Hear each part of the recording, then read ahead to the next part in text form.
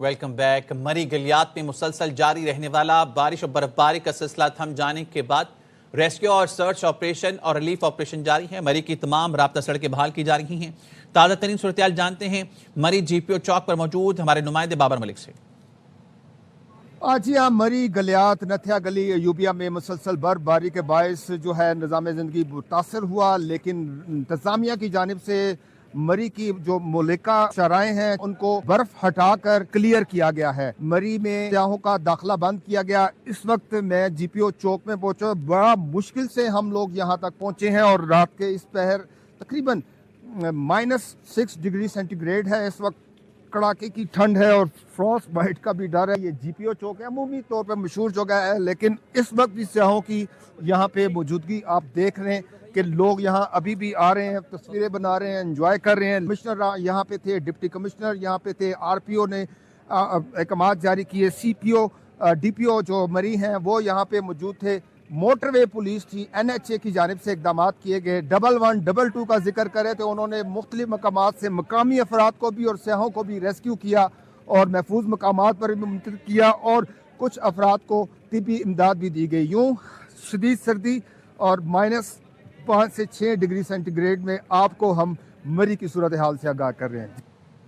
پاک فوج کی جانب سے برفباری کے دوران امدادی سرگرمیاں جاری ہیں۔ کالام، محمد اور تیرہ میں پھنسے شہریوں کو پاک فوج کے جوان ریسکیو کر رہے ہیں۔ جوانوں نے برف میں پھنسی گاڑیاں نکال کر شہریوں اور سیاحوں کو محفوظ مقام پر منتقل کیا۔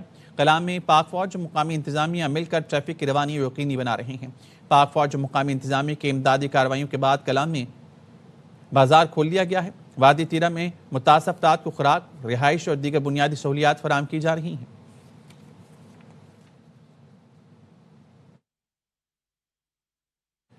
ملک بھر میں سردی کا موسم اپنے عروج پر ہے۔ انتہائی سرد موسم میں پاک فوج کے جوان سرحدوں پر سیسہ پلائی دیوار بنے کھڑے ہیں۔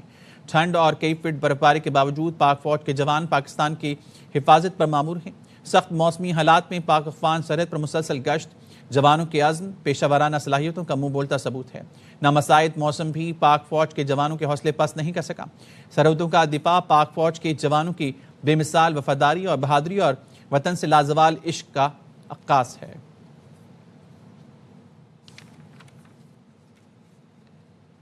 ہری پور کی تحصیل غازی کے دور افتادہ پہاڑی علاقے میں بارش اور برفباری سے رابطہ سڑکیں بند ہو گئیں۔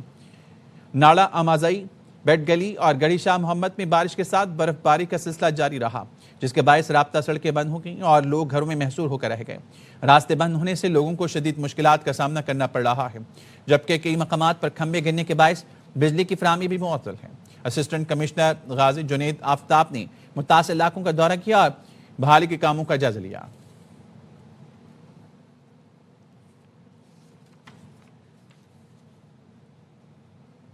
M D I M F Kristalina Georgieva وزیراعظم شہباز شریف کے محترم۔ M D I M F نے کہا وزیراعظم پاکستان اور ان کی کابینہ میرے لیے قابل احترام ہے۔ مضبوط مستحکم پاکستان کے لیے قائدانہ اصلاحات پر شہباز شریف کی تعریف کرتے ہیں۔ پاکستانی حکومت نے اصلاحات کو سنجیدگی سے اختیار کیا ہے۔ اصلاحاتی اقدامات کے ثمرات واضح طور پر سامنے آ رہی ہیں۔ ہم ایسا بجٹ دیکھ رہے ہیں جو وسائل فراہم کر رہا ہے۔ وسائل کو عوام کی زندگیاں بہتر بنانے کے لیے بروئے کار لایا جا سکتا ہے۔ آئی ایم ایف پروگرام پر عمل درآمد کے تسلسل کی خواہاں ہوں۔ آئی ایم ایف پروگرام دراصل پاکستان ہی کا اپنا پروگرام۔ کافی عرصے سے آئی ایم ایف اور پاکستان میں نہایت تعمیری روابط قائم ہیں۔ وزیراعظم پاکستان کا بہت احترام کرتی ہوں۔ وزیراعظم پاکستان کسی کام کا وعدہ کرتے ہیں تو اسے سنجیدگی سے پورا کرتے ہیں۔ وزیراعظم پاکستان ان کی کابینہ کی سنجیدگی میرے لیے قابل تحسین ہے۔ وزیراعظم پاکستان کی بہتری کے لیے اصلاحات کو آگے بڑھا رہی ہیں۔ He embraced seriously reforms. I highly respect the Prime Minister. He's serious when he gives his word that something would be done, it gets done. Gul plaza کی 90% عمارت کو کلیئر کر دیا۔ Deputy commissioner Karachi south Javed نبی کہتے ہیں search operation آج رات مکمل ہونے کا امکان ہے۔ حساس جگہ سے ملبہ احتیاط سے اٹھا رہے ہیں۔ 10 سے 11 لاپتہ افراد کی تلاش جاری ہے۔ 82 افراد کی لسٹ ہے۔ مزید کوئی لاپتہ ہے تو آ کر اندراج کرا دے۔ اب تک 71 افراد کی لاشیں مل چکی ہیں۔ ابھی تک ہم نے 90% بلڈنگ کلیئر کر دیا ہے اور باقی 10% بلڈنگ ہے. اس میں بھی وہ ایریا زیادہ تر ہے جہاں بلڈنگ کولیپسڈ ہے, جہاں پہ ڈیبری ہے. ابھی بھی ڈیبری بھی ہم مور دین 50% ریموو کر چکے ہیں اور ہماری کوشش ہوگی کہ 50% جو ابھی رہ گیا ہے اس کو جلد سے جلد کریں تاکہ ہم جو باقی 10-11 جو ڈیڈ باڈیز یا مسنگ پرسن ان کو ہم نکال پائیں اور ان کے پیاروں تک پہنچیں. 82 ابھی بھی مسنگ ہے, جس میں سے 71 باڈیز بھیج چکے ہیں for D N A analysis. ملبہ ہٹانے والا کام تھوڑا ٹائم ٹیکنگ ہے, اس میں تھوڑا ٹائم لگ رہا ہے, 1-2 دن شاید اور لگ جائیں, لیکن سرچ آپریشن ہے جو ہم ڈھونڈ رہے ہیں لوگوں کے پیارے جو یہاں پھنسے تھے, وہ شاید ہم آج رات تک مکمل کر لیں. کراچی میں گل پلازہ جل کر کھنڈر میں تبدیل ہو گیا. 8ویں روز بھی ریسکیو آپریشن جاری ہے. ریسکیو حکام کے مطابق ملبے میں ممکنہ طور پر دبے افراد کی تلاش کے لیے ریسکیو آپریشن جاری ہے. مزید جانتے ہیں ہمارے نمائندے عدنان راجپوت سے. جی بالکل, گل پلازہ واقعے کو آج 8 روز ہو چکے ہیں اور 8ویں روز بھی ریسکیو آپریشن جاری ہے. ملبے کے اندر بڑے بڑے بلاکس موجود ہیں, انہیں ڈرلنگ کر کے ٹکڑوں میں تقسیم کیا جا رہا ہے اور اس کے بعد ڈمپر میں ڈال کر میواشا قبرستان کے قریب KMC گراؤنڈ میں جمع کیا جا رہا ہے. حکام کی جانب سے مزید بتایا جا رہا ہے کہ یہ جو ریسکیو آپریشن ہے مزید 24 سے 36 گھنٹوں تک جاری رہے گا, جبکہ سرچنگ کا بھی جو عمل ہے وہ جاری ہے. حکام کی جانب سے بتایا جا رہا ہے کہ 90% جو ہے ریسکیو آپریشن مکمل کر لیا گیا ہے, جبکہ اس افسوسناک واقعے میں 71 افراد جاں بحق ہو چکے ہیں, جن کی لاشیں بھی مل چکی ہیں اور انہیں قریبی اسپتال بھی منتقل کیا جا چکا تھا. کراچی ٹراما سروس کی زمین پر گل پلازہ بنا دیا گیا. فاروق ستار نے میئرشپ کے دوران زمین لیز پر دی, جبکہ جماعت اسلامی کے میئر نعمت اللہ نے اضافی فلور کو ریگولائز کیا. سانحین گل پلازہ کی رپورٹ سندھ حکومت کو پیش کر دی گئی. رپورٹ میں بتایا گیا ہے گل پلازہ کی زمین KMC کی ملکیت تھی. 3 نومبر 1991 میں فاروق ستار نے میئرشپ کے دوران زمین گل پلازہ کے لیے دی. لیز پر فاروق ستار کے دستخط بھی موجود ہیں. یہ زمین 3 روپے فی گز کرائے پر لیز پر دی گئی تھی. 1883 سے 1990 تک بغیر لیز کے تعمیرات جاری رہیں. اس وقت جماعت اسلامی کے میئر عبدالستار اخوانی نے تعمیرات روکنے کے لیے کچھ نہ کیا. 2003 میں اضافی فلور کو ریگولرائز کیا گیا تو جماعت اسلامی کے نعمت اللہ خان میئر تھے.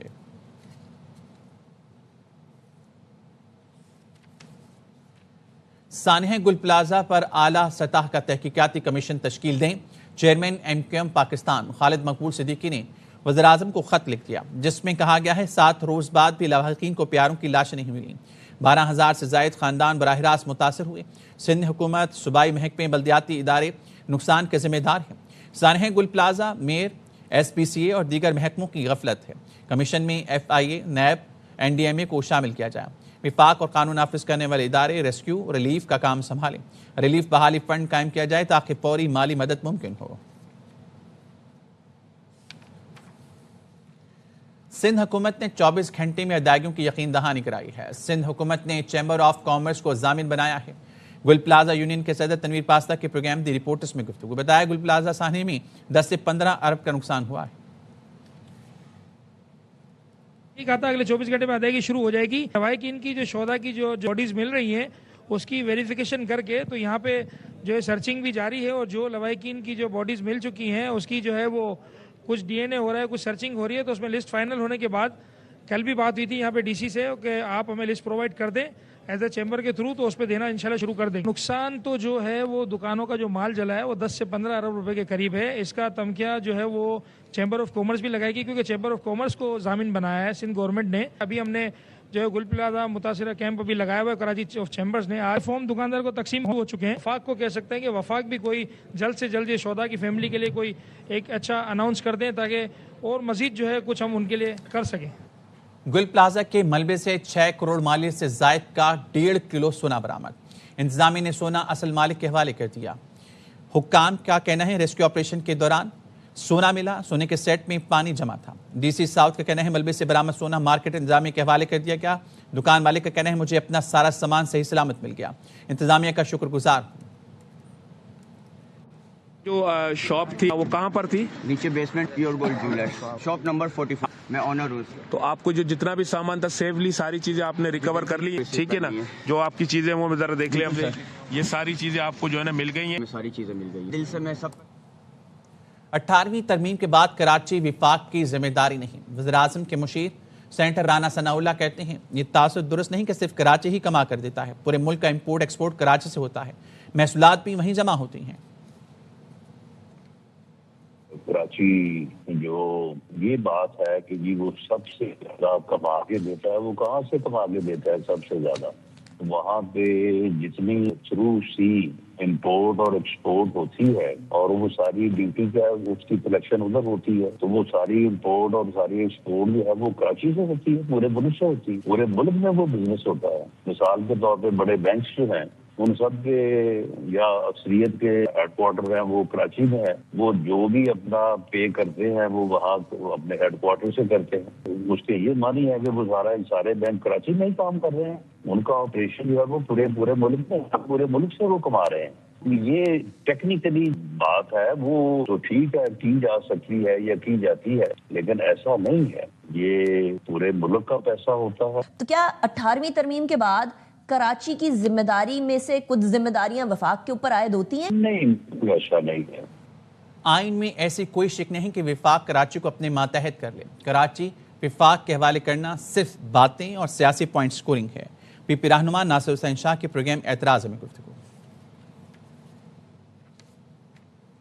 علاقہ جو ہے فیڈرل اپنی ٹیریٹری میں لے لے، ایسا کوئی آئین کی کوئی ایسی شک نہیں ہے۔ یہ صرف باتیں ہیں اور ایک وہ جو سیاسی پوائنٹ اسکورنگ ہے۔ 18ویں ترمیم جس پہ سب سے زیادہ بحث بھی ہوئی، جس کو بعد میں متفقہ طور پر پاس کر دیا گیا، اس کو تو رول بیک کرنے کی بڑی باتیں یہ کرتے ہیں۔ دوسری ترامیم جو پلک جھپکتے ہی پاس ہو گئیں، ان کی کوئی بات نہیں کرتا۔ میں ان سب سے یہ گزارش کروں گا کہ آئیں ہاتھ بٹائیں لوگوں کی مدد کرنے میں، بجائے اس کے کہ آپ نمک پاشی کریں۔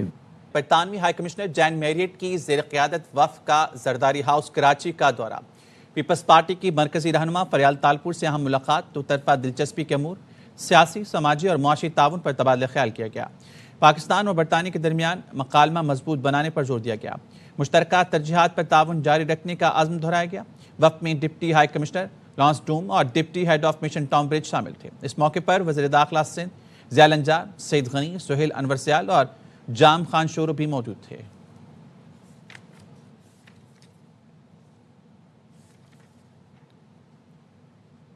افریقہ کے ملک آئیوری کوسٹ سے آئے تجارتی وفد نے کراچی میں آئیوری کوسٹ کے تعینات اعزازی کونسل جنرل فضل کریم دادا بھائی سے ملاقات کی۔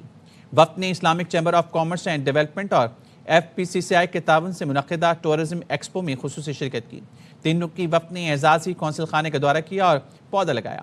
وفد کو سندھ کے روایتی اجرک کا تحفہ پیش کیا گیا۔ اس موقع پر آئیوری کوسٹ کے اعزازی کونسل جنرل فضل کریم دادا بھائی کا کہنا تھا کہ پاکستان اور آئیوری کوسٹ کے درمیان عوامی روابط مزید مضبوط ہو رہے ہیں۔ پاک آئیوری کوسٹ دو طرفہ تجارت $200 ملین تک پہنچ گئی ہے۔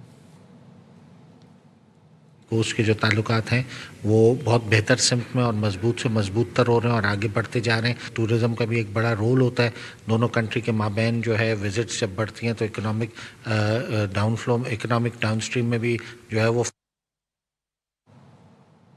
پنجاب میں خوشیوں کی واپسی چاہتی ہوں۔ دنگا فساد، انتشاری ٹولے نے جو ماحول بنایا تھا وہ ختم کر دیا۔ ماضی میں لوگوں کو تفریح سے محروم کر دیا گیا تھا۔ وزیر اعلیٰ پنجاب مریم نواز کا صوبے میں 6, 7 اور 8 فروری کو بسنت منانے کا اعلان۔ ایسوسی ایشن of private sector universities of Pakistan نے وزیراعظم شہباز شریف سے ہائر ایجوکیشن کمیشن کے چیئرمین کو فوری تقرری کا مطالبہ کر دیا۔ چیئرمین HEC کا اہم عہدہ 29 جولائی 2025 سے خالی ہے۔ وزیراعظم کے ارسال خط میں APS UP کے chairman professor doctor Chaudhry Abdul Rahman نے شدید تشویش کا اظہار کیا کہ مستقل چیئرمین کی عدم موجودگی کے باعث اعلیٰ تعلیم کے شعبے میں پالیسی سازی، طویل مدتی منصوبہ بندی اور ادارہ جاتی ہم آہنگی متاثر ہو رہی ہے۔ APS UP نے نشاندہی کی ہے کہ وزیراعظم کی تشکیل کردہ 9 رکنی سرچ کمیٹی تقرری کا عمل مکمل کر چکی ہے۔ 3 شارٹ لسٹ امیدواروں کے نام وزیراعظم آفس کو بھجوا دیے گئے تھے، تاہم تاحال تقرر نہ ہونے سے انتظامی خلا پیدا ہو گیا ہے۔ وزیراعظم فوری مداخلت کر کے تقرری کے عمل کو جلد مکمل کروائیں تاکہ ادارہ جاتی استحکام بحال ہو۔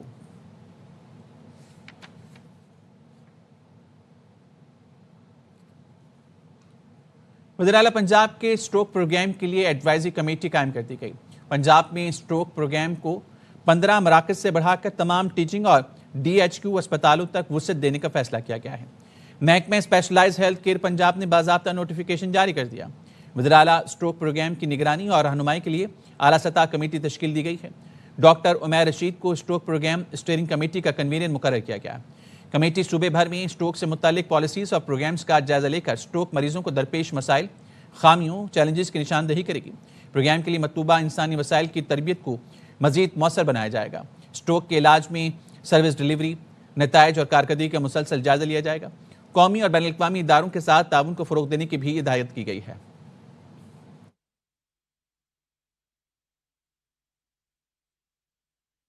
और अब बात करेंगे कनाडा ग्रीनलैंड पर गोल्डन डोम की तामीर के खिलाफ है। अमेरिकी सदर ट्रंप ने ट्रुथ सोशल पर बयान में कहा, गोल्डन डोम कनाडा को तहफ़्फ़ुज़ फराहम करता है, लेकिन वो खिलाफ है। कनाडा ने चीन के साथ कारोबार करने के हक में वोट दिया। चीन कनाडा को पहले ही साल में निगल जाएगा।